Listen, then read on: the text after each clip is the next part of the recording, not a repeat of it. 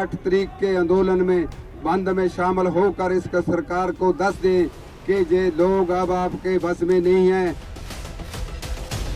इतने साल हो गए मोदी की मन की बात हम सुन रहे हैं, किसानों की मन की बात सुने।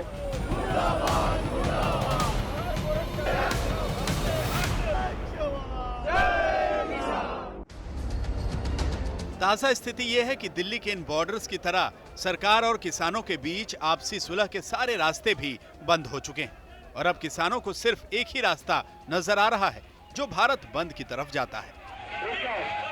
5 दौर की बातचीत हो चुकी है, लेकिन अभी तक कोई नतीजा क्यों नहीं निकला? आखिर वो बातचीत कैसी हो रही है कि 5 बार बैठे आप लोग और अभी तक कोई नतीजा नहीं निकल रहा है? कपिल जी, सरकार की मंशा ठीक नहीं है।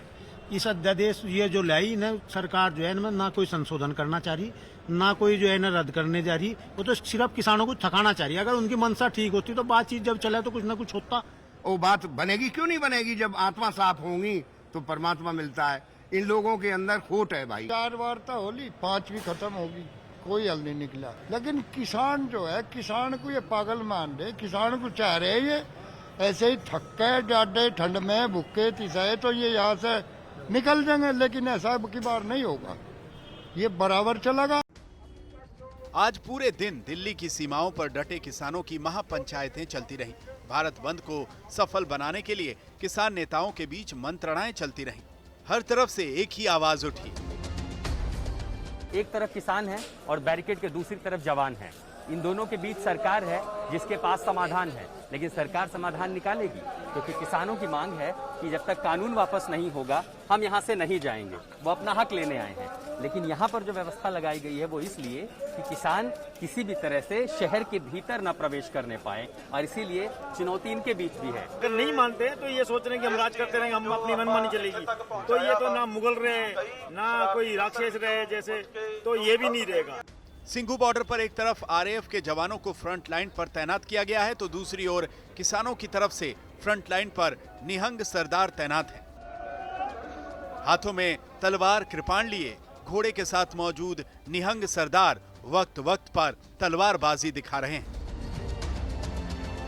भारत बंद के दौरान किसानों को कंट्रोल करने के लिए आंदोलन का केंद्र बन चुके सिंघू बॉर्डर पर दिल्ली पुलिस और अर्धसैनिक बलों के जवान भी रिहर्सल कर रहे हैं। देखिए, जो आप सिंघू बॉर्डर है वहां पर फ्रंट लाइन ड्यूटी पर आरएएफ के जवान हैं, उनके पीछे दिल्ली पुलिस के जवान हैं और यहां पर बकायदा ड्रिल की जा रही है कि अगर एक्शन देता है सुप्रीम कमांडर तो उसके बाद किस तरह से एक्शन लेना है। अब ये तैयारी हो रही है। देखिए, 5वें दौर की जो बातचीत है सरकार और किसानों के लीडरों के बीच, वो तो सफल नहीं रही, लेकिन बड़ी बात यह है कि बातचीत टूटी नहीं है। अगर आप देखें तो किस तरह से एक्स्ट्रा फोर्स यहां पर बुलाई जा रही है। खुद दिल्ली पुलिस के जो स्पेशल सेल के डीसीपी हैं उन तक को यहां पर मैदान में उतार दिया गया है। नंबर 1। नंबर 2, अगर आप देखें तो किस तरीके से पहले यहां पर बैरिकेटिंग थी लोहे की, लेकिन अब देखें तो बकायदा यहां पर सीमेंटेड जो बैरिकेटिंग है वो की गई है। बड़े बड़े जो ये पत्थर हैं इस तरीके से क्रेन के जरिए लाए गए हैं और यहाँ पर सीमेंटेड बैरिकेटिंग की गई है। किसानों को मनाने की सरकार की अभी तक की कोशिशें नाकाम साबित हुई हैं, लेकिन भारत बंद करने पर आमादा किसानों के समर्थन में लगातार इजाफा होता जा रहा है।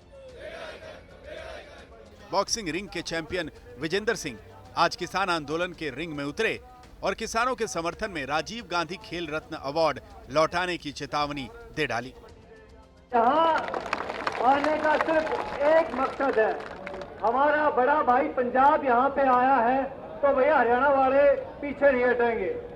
सोनीपत तो वैसे ही पहलवानों की धरती है, बहुत सारे पहलवानी सोनीपत की धरती ने पैदा किए हैं और खिलाड़ी होने के नाते जैसे हमारे कोच साहब गुरबख्श सिंह संधू जी ने, मैंने कटिंग देखी कि उन्होंने द्रोणाचार्य वापस करने की सरकार को अपनी मांग रखी है। तो भैया मैंने स्पोर्ट्स में सबसे बड़ा अवार्ड राजीव गांधी खेल अवार्ड जीता है और भैया तो अगर सरकार ये कानून वापस नहीं लेती तो मैं सरकार को अपना जो सबसे बड़ा स्पोर्ट्स का सम्मान है मैं वापस करने की गुजारिश करता हूँ। अभी तक किसान आंदोलन की टेंशन थी, अब सरकार को भारत बंद की टेंशन सता रही होगी। कुल मिलाकर ऐसा लगता है कि 3 नए कृषि कानूनों पर किसानों के विरोध से सरकार चौतरफा घिर चुकी है। बिल्कुल वैसे ही जैसे किसानों ने दिल्ली को चारों तरफ से घेरा हुआ है।